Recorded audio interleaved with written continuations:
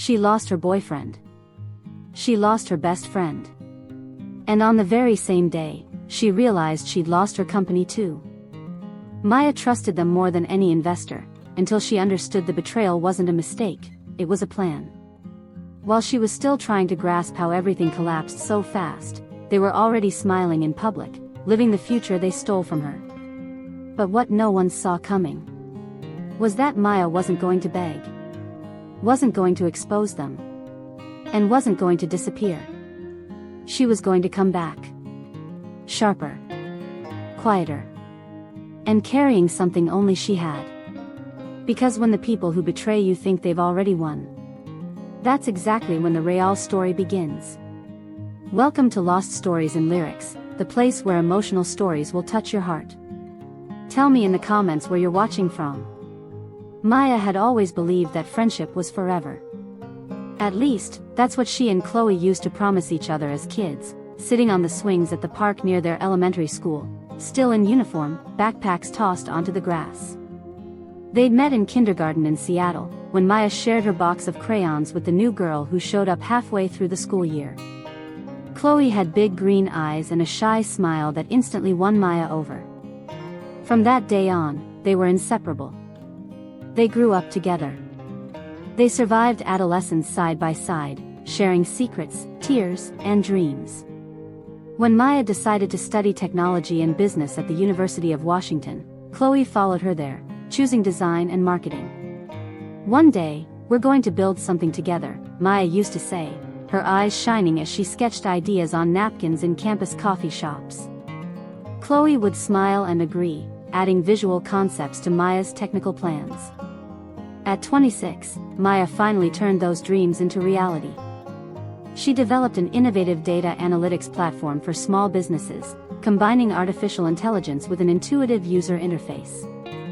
The project consumed 2 years of her life, sleepless nights, drained savings, every line of code written with passion and grit. Chloe was there every step of the way, creating the brand identity, pitch decks, and website. We're the perfect team, Maya said the day they officially registered the company, Lumina Analytics. Lucas entered Maya's life 6 months after the startup launched. They met at a tech conference in San Francisco, where Maya was presenting her platform. He was an angel investor, charming, confident in that effortless way that came from years navigating Silicon Valley. Dark hair always perfectly styled, tailored suits, and a smile that seemed to promise the world. He approached her after her presentation, business card already in hand, genuine interest in his eyes. "Your product is impressive," he said, and Maya felt something spark inside her. It wasn't just physical attraction, though that was there. It was the validation, someone who truly understood the market, who saw the same potential she did. Lucas pursued her with the same intensity he brought to his investments. Upscale dinners, thoughtful messages about growth strategies, flowers delivered to the small shared office Maya had with Chloe. Chloe loved Lucas from the start. "He's perfect for you," she said, hugging Maya when the relationship became official. "Smart, successful, and clearly crazy about you. Finally, someone who sees how incredible you are." Maya felt blessed. She had her best friend, the man she loved, and a company that was finally gaining traction. Life felt like it was falling perfectly into place. Lucas became deeply involved with Lumina. He offered advice, made introductions, opened doors that had felt firmly shut to a young founder without an established network.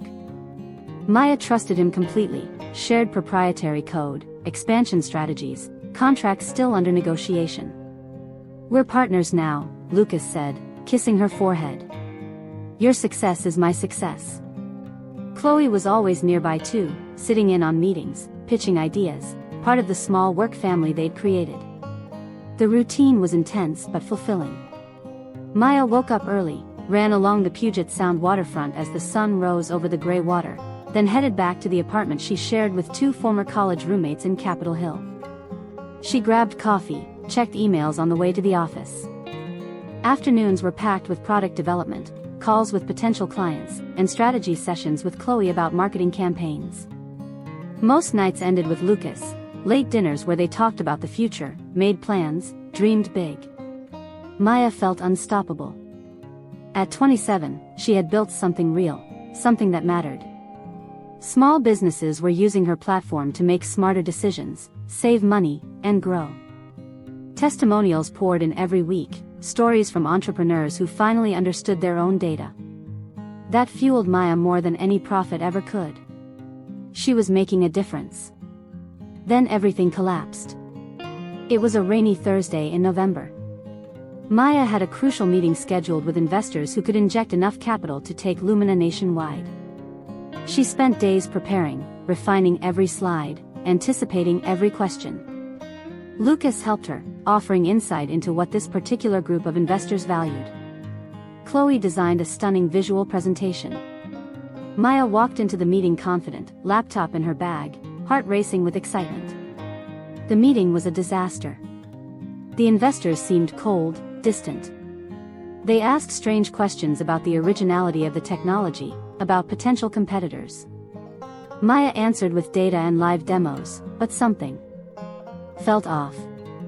When they mentioned having seen a remarkably similar proposal from another startup, Maya's stomach dropped. No deal. They left with vague excuses and empty promises to stay in touch. Maya returned to the office shaken and confused, only to find Chloe packing her things into boxes. "What's going on?" Maya asked, her heart already pounding with dread. Chloe couldn't meet her eyes. "I need to talk to you," she said, her voice trembling. "About Lucas and me." What Chloe said next felt distant, warped, unreal. She and Lucas were together. Had been for months. It started as physical attraction and turned into something more. They hadn't planned it, it just happened. And now they were launching their own startup. A platform similar to Lumina's, but improved. Lucas had the connections, interested investors, everything lined up for launch. The ground disappeared beneath Maya's feet. "You're telling me my best friend and my boyfriend betrayed me?" The words came out strangled. "And you stole my idea?" Chloe finally looked at her, tears in the green eyes Maya had known forever. "We didn't steal it. We evolved it. And you know Lucas understands the market better. He has the connections. We can really make this work. You could join us, if you want. As an employee." The audacity of the offer left Maya speechless, until anger surged through her, hot and sharp. "Get out," she said, her voice icy and controlled. "Get out. Now." Chloe grabbed her boxes and left. Maya stood alone in the office, surrounded by posters Chloe had designed, plants Lucas had gifted her, remnants of a life that had just imploded. Over the following weeks, Maya learned the full extent of the betrayal. Lucas had used the access she gave him to copy proprietary code, strategies, even her list of potential clients. He approached the same investors Maya had pitched, offering a superior version of the technology. Chloe took all the branding assets, the marketing materials, designs, the visual identity they had built together. Together, they launched Apex Analytics, a company that was essentially a polished replica of Lumina. The worst moment came when Maya saw their first social media post. Lucas and Chloe, smiling, announcing the official launch of Apex. The comments were full of congratulations, investor interest, potential clients. Meanwhile, Lumina was bleeding. Clients canceled contracts, citing instability. Investors Maya had spent months cultivating went silent. The company account was nearly empty. Maya tried to fight back. She contacted lawyers about intellectual property theft, only to learn it would be expensive, slow, and difficult to prove without stronger documentation. She tried to save clients, but many had already signed with Apex. She tried to raise new funding, but Lucas's reputation carried more weight than hers ever could. One night, 3 months after the betrayal, Maya sat alone in the apartment. Her roommates were out. She looked around the small space, the laptop open to spreadsheets filled with red numbers, the silent phone, the future that seemed to have vanished. She had lost everything, the company, her savings, her best friend, the man she loved. Worse than that, she had lost faith in herself, in her judgment, in her ability to protect what she built. Maya slid down to the floor, her back against the cold wall, and cried until there were no tears left. The apartment felt freezing, or maybe it was just her, numb from the inside out. She didn't know how long she stayed there. Hours, maybe. Long enough to know she had hit rock bottom, a dark place with no visible exit. Her phone buzzed with a notification.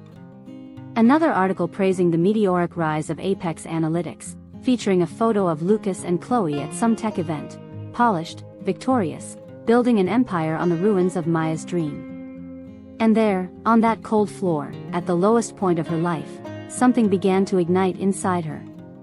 It wasn't hope. Not yet. It was something rawer. More dangerous. It was anger. It was resolve. It was the absolute refusal to let them win like this.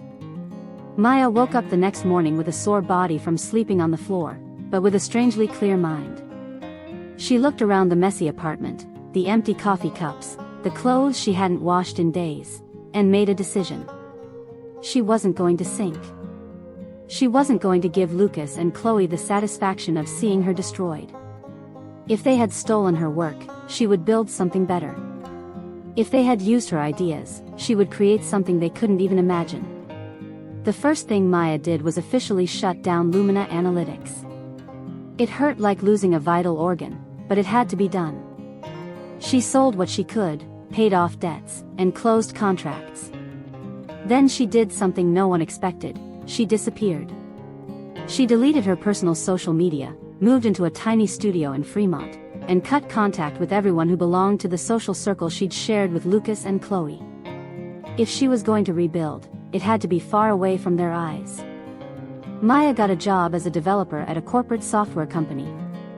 It wasn't glamorous and it wasn't entrepreneurship, but it paid the bills and gave her access to technologies she couldn't afford on her own. She worked 9 to 6, then went home and worked on what truly mattered, her new project.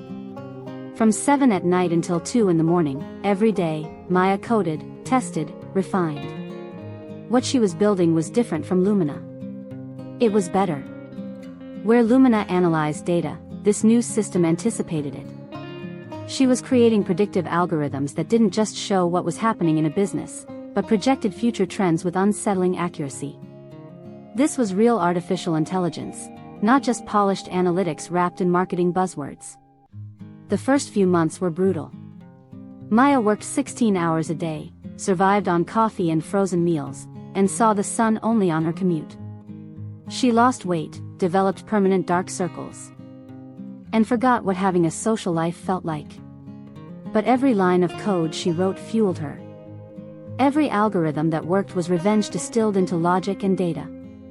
She also studied Lucas and Chloe obsessively. Through fake accounts, she followed Apex Analytics, read every article written about them, analyzed every strategic move they made. Patterns emerged.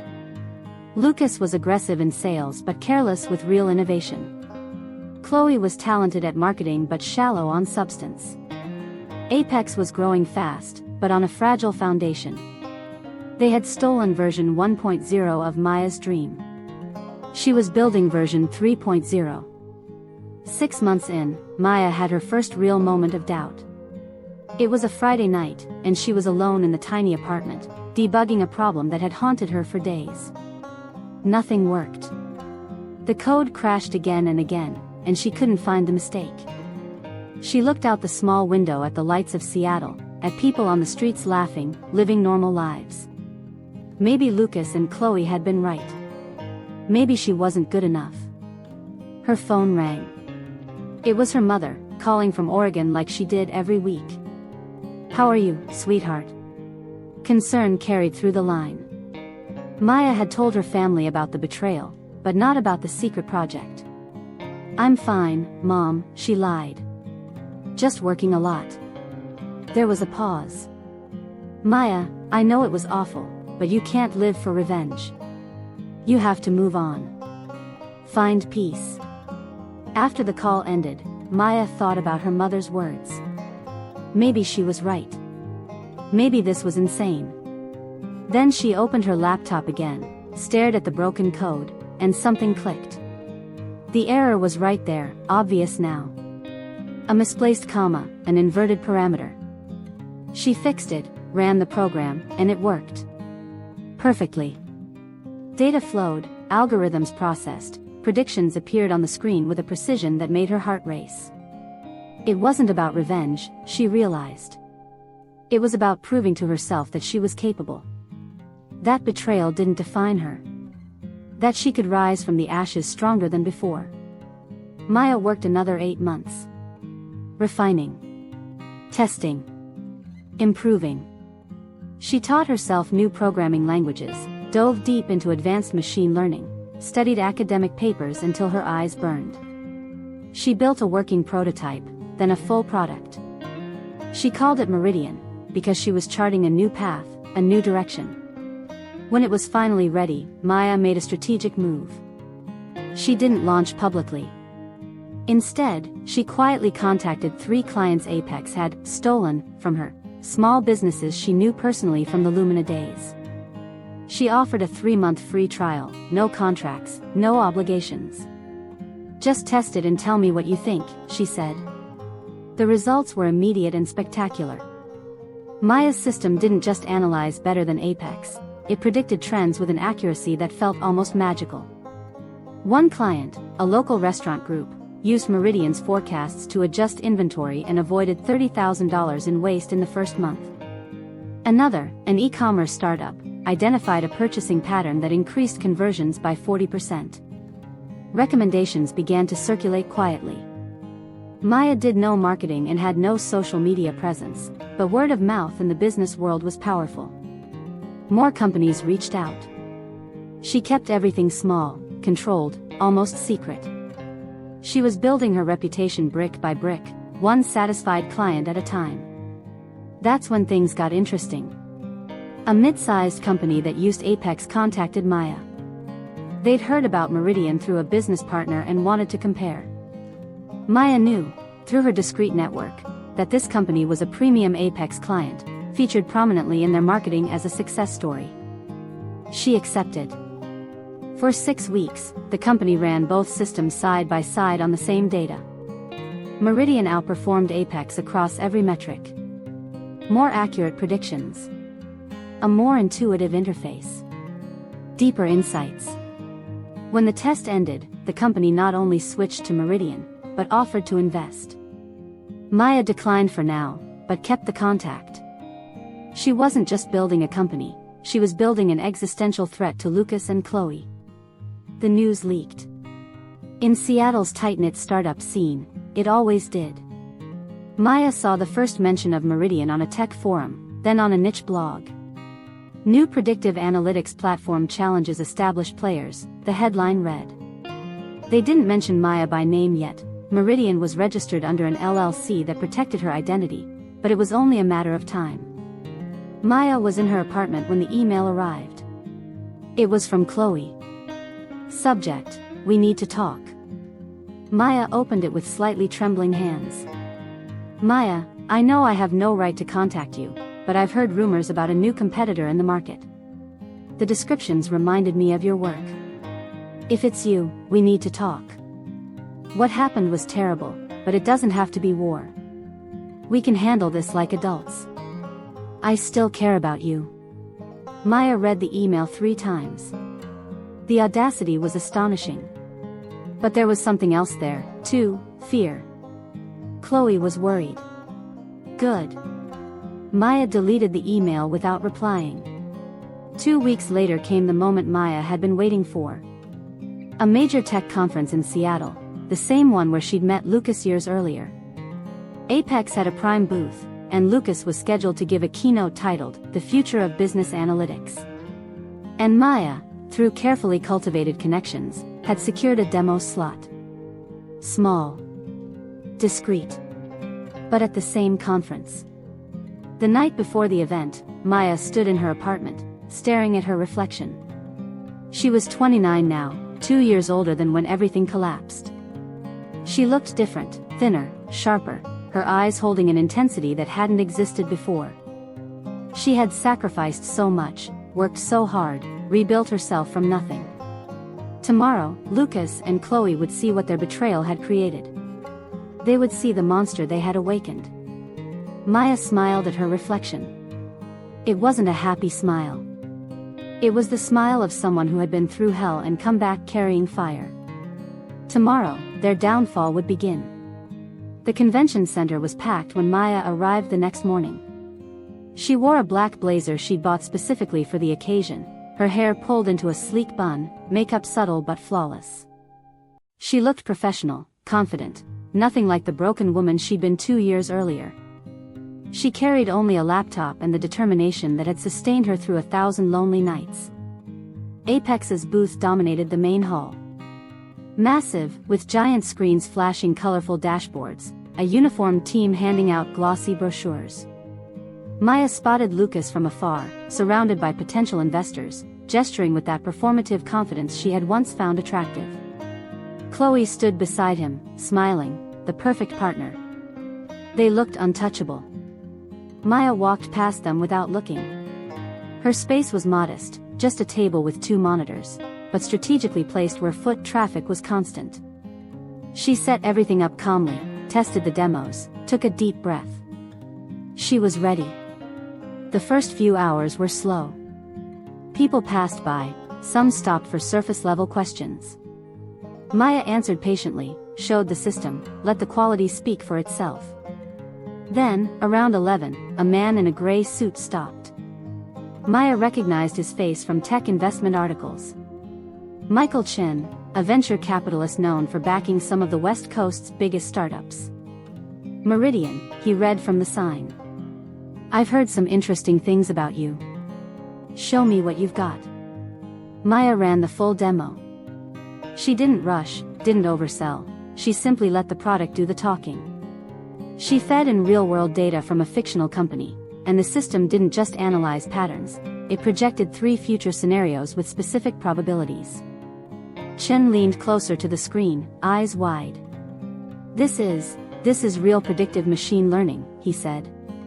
Not just fancy analytics with a buzzword label. How long did this take to build? 2 years, Maya replied. And every hour of a former life. Chen studied her with interest. You're the founder? Maya nodded. On your own? Another nod. He pulled out a business card. I need a proper meeting. 3 o'clock today, at the hotel cafe next door. Can you make that? Maya agreed, her heart pounding though her expression stayed calm. As Chen walked away, the demo had drawn a small crowd. Other founders wanted to see, to ask questions, to understand how it worked. Maya spent the next hour running back-to-back demos, answering technical questions, collecting contacts. That's when she felt it. She looked up and saw Lucas standing a few feet away, staring at the monitors with an expression that blended shock and something very close to fear. Their eyes met. For a long moment, neither of them moved. Then Lucas walked up to the booth. Maya, he said, his voice controlled but tight. It's you. Of course it's you. He glanced around, noticed the growing interest, lowered his voice. We need to talk. In private. There's nothing to talk about, Maya replied calmly, turning back to her laptop. Maya, please. Urgency crept into his voice.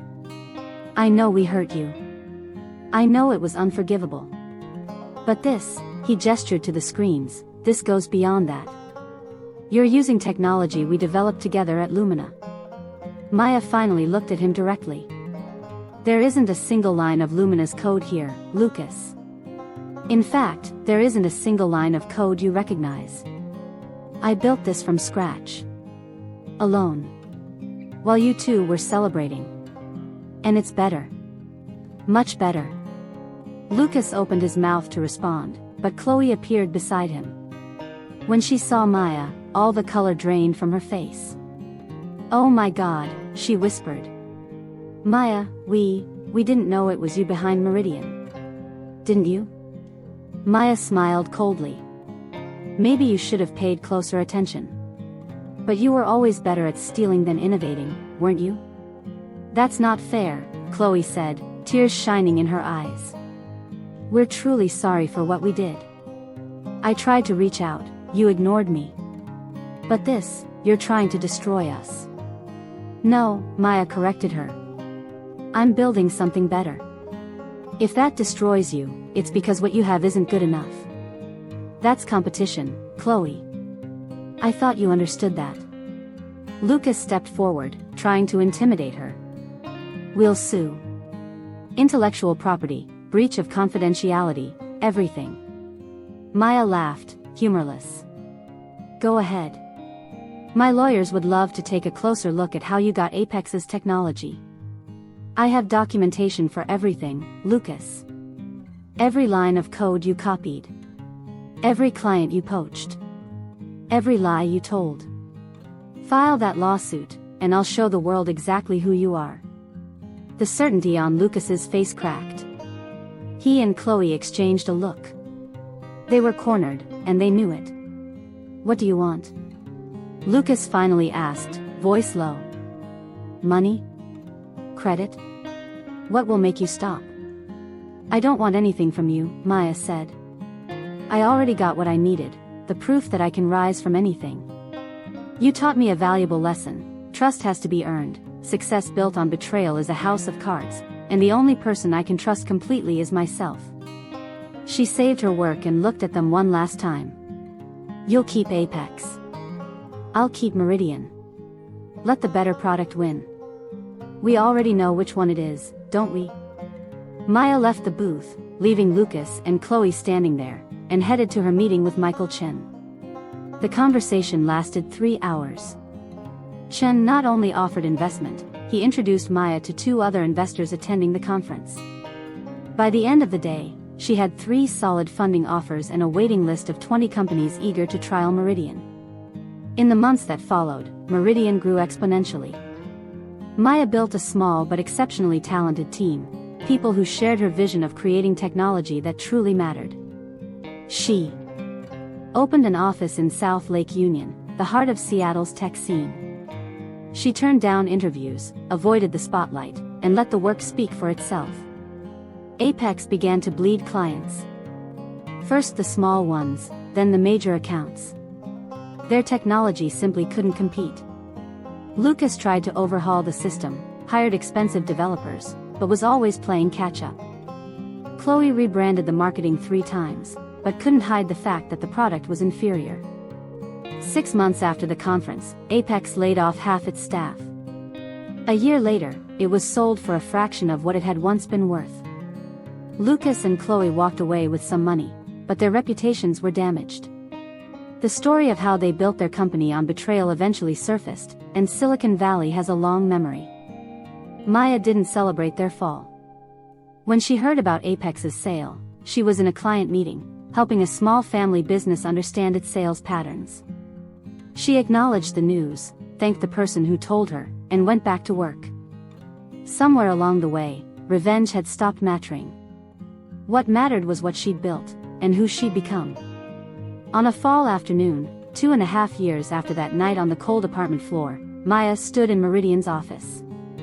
Through the window, she could see the Space Needle rising against Seattle's sky, the city that had witnessed both her collapse and her rise. The company now had 50 employees, thousands of clients, and was genuinely changing how small businesses understood data. Her phone buzzed. A message from an unknown number. Maya, it's Chloe. I know I don't deserve a reply, but I wanted you to know, you were right about everything. Sorry will never be enough, but I hope you're happy. You were always stronger than any of us. Maya read the message, then deleted it. Not in anger, but in indifference. Chloe and Lucas were closed chapters now, scars that no longer hurt. Their betrayal had almost destroyed her, but it had also forced her to discover a strength she never knew she had. To rebuild not just a company, but herself. The revenge Maya had been chasing wasn't dramatic confrontation or spectacular destruction. It was something deeper, more satisfying. It was proving she could rise from the lowest point, turn pain into fuel, and build something better on the ruins of what she'd lost. It was reclaiming not what they took from her, but something greater, faith in herself, the certainty that she could survive any fall. Maya smiled at her reflection in the glass. She was no longer the naive girl who believed friendship was forever. She was a woman who knew the only thing truly forever was her own resilience. And that, she realized, was enough. More than enough. It was victory. Enjoyed the video?